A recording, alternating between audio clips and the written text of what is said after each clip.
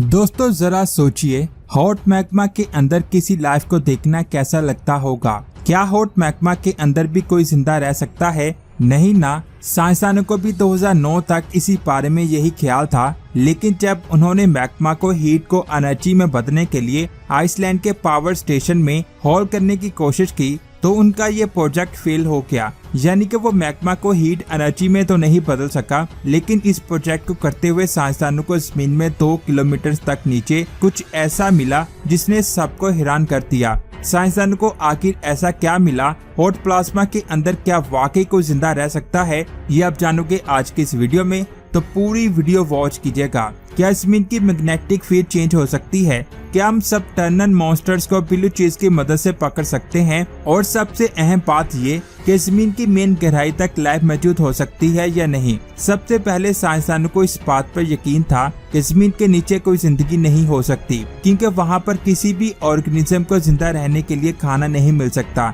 लेकिन वो ये नहीं जानते थे कि चीजें इससे बहुत मुख्तलिफ और कॉम्प्लिकेटेड हैं। मिसाल के तौर पर कुछ अरसा पहले साइंसदानों को जापान के साहिल में 2 किलोमीटर की गहराई में बैक्टीरिया मिले हैं, लेकिन सोचने की बात यह है कि जमीन में इतनी दूर तक ऑक्सीजन नहीं पाई जाती, तो फिर दोस्तों बैक्टीरिया खुराक के बगैर कैसे जिंदा रह सकते हैं? साइंसदानों ने जब रिसर्च की तो उनको पता चला कि ये बैक्टीरिया कम्प्लेक्स केमिकल कंपाउंड्स को तोड़ सकते हैं और इसी के साथ मीथेन को भी खारिज कर सकते हैं। ये बैक्टीरिया सरफेस के ऊपर अनॉक्सिक कंडीशन में भी पाए जा सकते हैं। यही वजह है कि लोग रात के वक्त स्वैम्प्स में विस्प फ्लैशिंग लाइट को भी देखते हैं। लेकिन अगर हम जमीन के नीचे से मिलने वाले बैक्टीरिया की बात करें तो साउथ अफ्रीका में भी जमीन में तकरीबन 3 माइल से नीचे बैक्टीरिया मिले थे। ये बैक्टीरिया जमीन के मेंटल से निकलने वाली हाइड्रोजन को खुराक के तौर पर यूज करते हैं। लेकिन दोस्तों इस कंपटीशन में जिसने रिकॉर्ड को तोड़ा वो जमीन की तह में 3.5 किलोमीटर नीचे से मिला।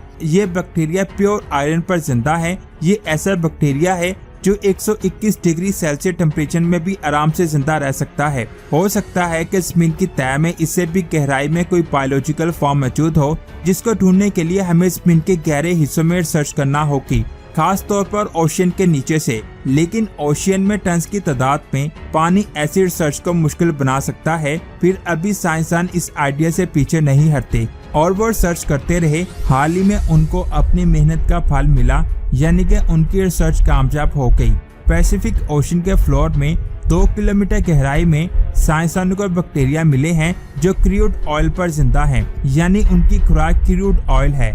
लेकिन दोस्तों क्या आपको मालूम है कि इस रिसर्च से दुनिया में एक और जंग शुरू हो सकती है?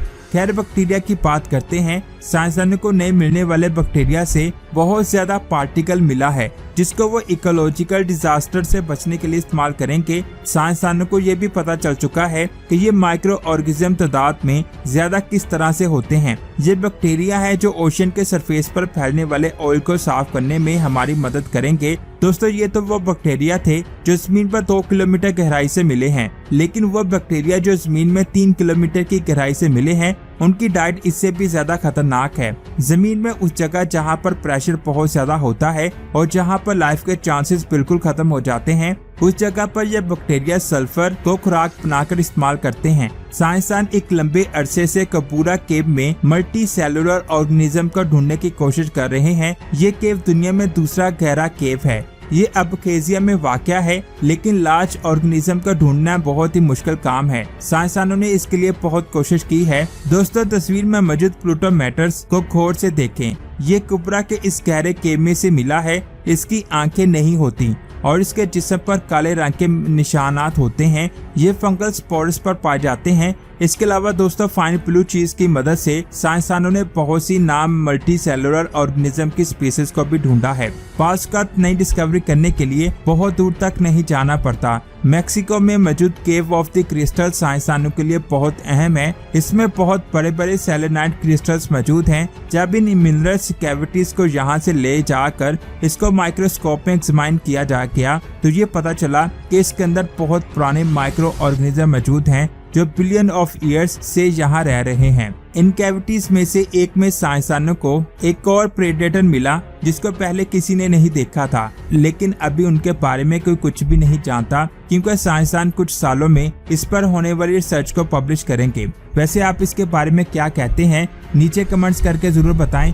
वीडियो अच्छी लगी तो लाइक करने के साथ साथ इसे आगे भी शेयर करें। मिलते हैं एक और अमेजिंग वीडियो में। अपना बहुत सारा ख्याल रखें। अल्लाह हाफिज।